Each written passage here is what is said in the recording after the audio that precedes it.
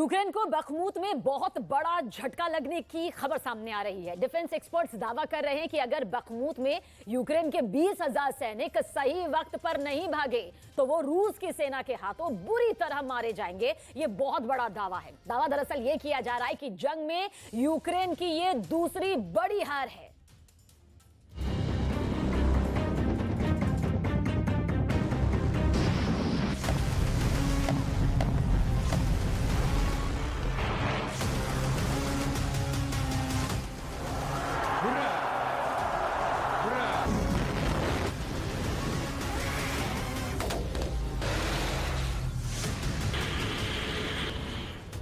अगर वाकई में बखमूत में यूक्रेन के 20,000 सैनिकों को रूस की सेना ने घेर लिया तो ये यूक्रेन की दूसरी सबसे बड़ी हार साबित होगी।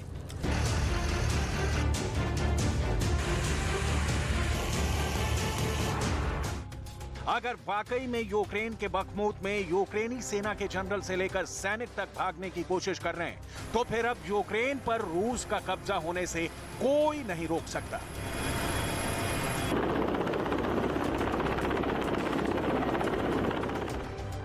युद्ध में यूक्रेन का बुरा हाल देखने के बाद सवाल उठ रहे हैं कि आखिर यूक्रेन का साथ देने वाले 80 देश क्या कर रहे हैं।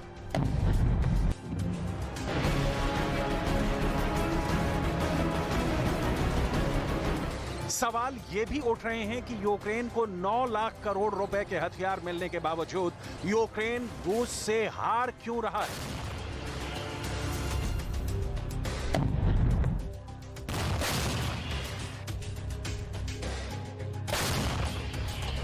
क्या रूस के साथ चीन, बेलारूस और ईरान की तिकड़ी ने अमेरिका और नेटो को बैकफुट पर ला दिया है?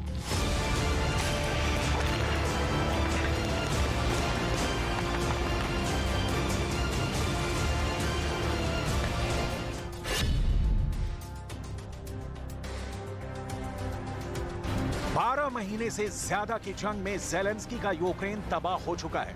यूक्रेन के 4 प्रांत और 13 शहरों पर रूस के खौफनाक हमलों ने यूक्रेन, नाटो और अमेरिका को संभलने का मौका तक नहीं दिया है। यूक्रेन भले ही पिछले 6 महीने से दावा कर रहा हो कि उसने जंग में रूस के लगभग 1.5 लाख सैनिकों को मार डाला है, लेकिन हकीकत में जमीन पर पुतिन की फौज यूक्रेन पर बहुत भारी साबित हो रही है। भले ही यूक्रेन दावा कर रहा हो कि उसने रूस के लगभग 3,500 टैंकों को तबाह कर डाला है, लेकिन हकीकत में रूस ने पूर्वी यूक्रेन को टैंक युद्ध में बुरी तरह से रौंद डाला है। पिछले 6 महीने से भले ज़ेलेंस्की दावा करें कि पूर्वी यूक्रेन का किला कहे जाने वाले बखमूत पर रूस कभी कब्जा नहीं कर पाएगा, लेकिन हकीकत आज ये है कि खुद राष्ट्रपति ज़ेलेंस्की के आर्थिक सलाहकार अलेक्जेंडर रोडनेस्की बखमूत में अपने कमांडरों से अपील कर रहे हैं कि बखमूत से यूक्रेन की फौज को जल्द से जल्द पीछे हटाओ, वरना रूस की सेना यूक्रेन के 20,000 सैनिकों को मौत के घाट उतार सकती है।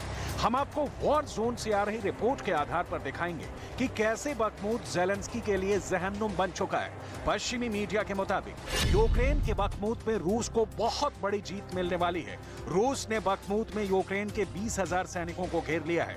बखमूत में यूक्रेन के सैनिकों के पास ना तो अब बाहर निकलने का रास्ता बचा है और ना ही हथियारों की सप्लाई हो पा रही है। वहीं नीपर नदी के इलाके में रूसी सैनिकों ने यूक्रेन के सैनिकों पर जबरदस्त शिकंजा कस दिया है। इधर ये भी खबर आ रही है बखमूत शहर से यूक्रेन के सैनिक निकल नहीं पा रहे हैं क्योंकि रूस की सेना ने सभी सड़कें और पुल तोड़ डाले हैं। कुछ जानकारों के मुताबिक बखमूत में 2 दिन में बारिश होने वाली है। ऐसे में यूक्रेन के 20,000 सैनिकों के लिए बखमूत साक्षात मौत का कुआं बन जाएगा। वहीं दूसरी तरफ यूक्रेन के टॉप सैन्य कमांडर अभी तक यूक्रेन की दूसरी रक्षा पंक्ति नहीं बना पाए हैं जो रूस की सेना से मुकाबला कर पाए, जिसकी वजह से यूक्रेन के 20,000 सैनिक या तो रूसी सैनिकों के हाथों मारे जाएंगे या फिर रूस के सामने 20,000 यूक्रेनी सैनिक सरेंडर करने के लिए मजबूर हो जाएंगे। खबरों के मुताबिक अगर यूक्रेन के 20,000 सैनिक बखमूत से नहीं भाग पाए तो हो सकता है कि रूस की सेना 20,000 यूक्रेनी सैनिकों को मार डाले।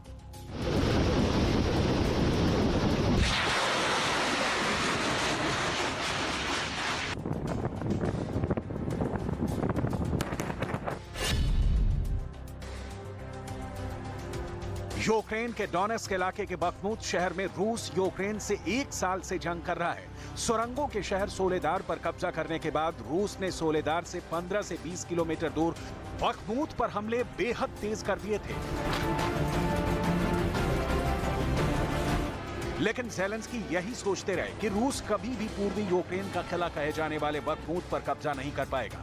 ज़ेलेंस्की की इसी जिद की वजह से आज बखमूत में यूक्रेन के 20,000 सैनिकों पर मौत मंडरा रही है।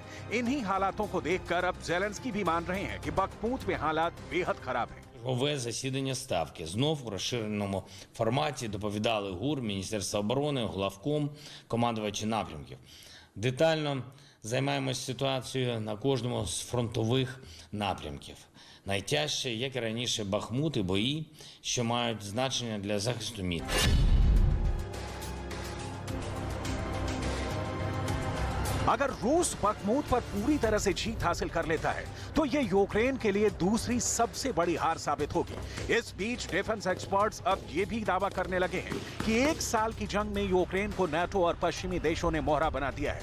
यूक्रेन को ऐसे हथियार दिए हैं जो यूक्रेन को सिर्फ 80 से 90 किलोमीटर दूर तक मार करने की क्षमता देते हैं, जबकि यूक्रेन को ऐसी मिसाइल और घातक हथियार और रॉकेट चाहिए जो 150 से 600 किलोमीटर तक मार करने वाले हों। ऐसे हालात में सवाल उठ रहे हैं कि क्या यूक्रेन अब रूस के हाथों बेमौत मारा जाएगा? जरा इन आंकड़ों को देखिए। यूक्रेन के सोलेदार पर कब्जा करने के बाद अब रूस बखमूत पर कब्जे का दावा कर रहा है।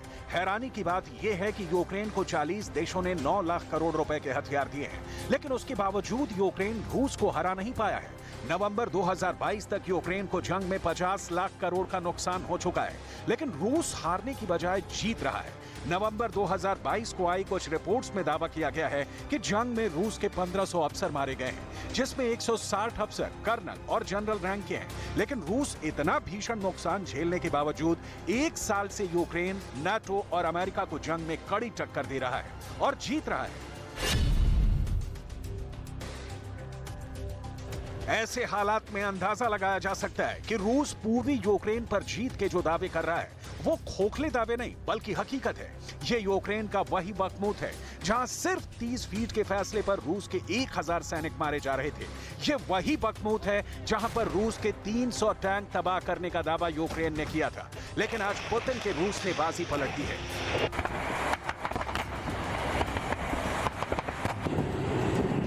यही वजह है कि अब राष्ट्रपति ज़ेलेंस्की के सलाहकार ने बखमूत में रूस के भयानक हमलों के बाद साफ कहा है कि बखमूत यूक्रेन के लिए बहुत बड़ा खतरा बन गया है। ज़ेलेंस्की के एक आर्थिक सलाहकार अलेक्जेंडर रोडनास्की ने साफ कहा है कि हम यूक्रेन की फौज को बखमूत से वापस बुलाने पर विचार कर रहे हैं। हम बखमूत में अपने सैनिकों को मरने नहीं देंगे। यानी बखमूत से यूक्रेन की सेना भाग रही है। पूर्वी यूक्रेन में जिस तरह से रूस ने जमीन, आकाश और समंदर से हमले किए हैं, उसने साबित कर दिया है कि पुतिन के ट्रिपल अटैक ने यूक्रेन को चीर कर रख दिया है। अब यूक्रेन के सैनिक बहुत बड़ी संख्या में या तो मारे जा रहे हैं या फिर घायल हो रहे हैं, या कहें रूस ने यूक्रेन को 1 साल की जंग में चीर डाला है। Я живой. И слава богу. Думаю о 2 остальных, где они, что они, надеюсь, тоже вышли. Попали.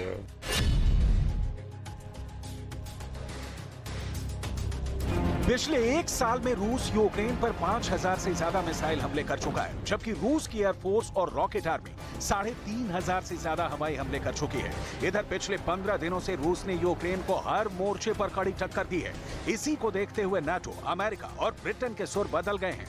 वहीं दूसरी तरफ पुतिन और ज्यादा आक्रामक हो गए हैं। Думают, что так просто?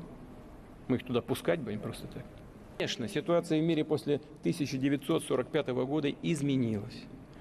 Ядерные арсеналы также есть и у Великобритании, и у Франции.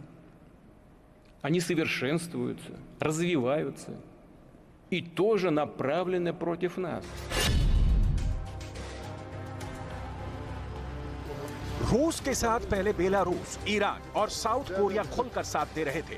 अब चीन ने भी रूस का जंग में साथ देने का मन बना लिया है। अब देखना होगा कि बखमूत पर जीत का ऐलान करने के बाद पुतिन का अगला टारगेट क्या होता है। और दूसरी तरफ अब ये देखना होगा कि बखमूत में यूक्रेन की दूसरी हार के बाद यूक्रेन अब 20,000 सैनिकों को रूस के खूनी हमलों से कैसे बचाता है। फिलहाल बखमूत में यूक्रेन के पास सिर्फ 2 रास्ते बचे हैं। या तो यूक्रेन के 20,000 सैनिक रूस के सामने सरेंडर करें या फिर रूस की सेना के हाथों मारे जाएं।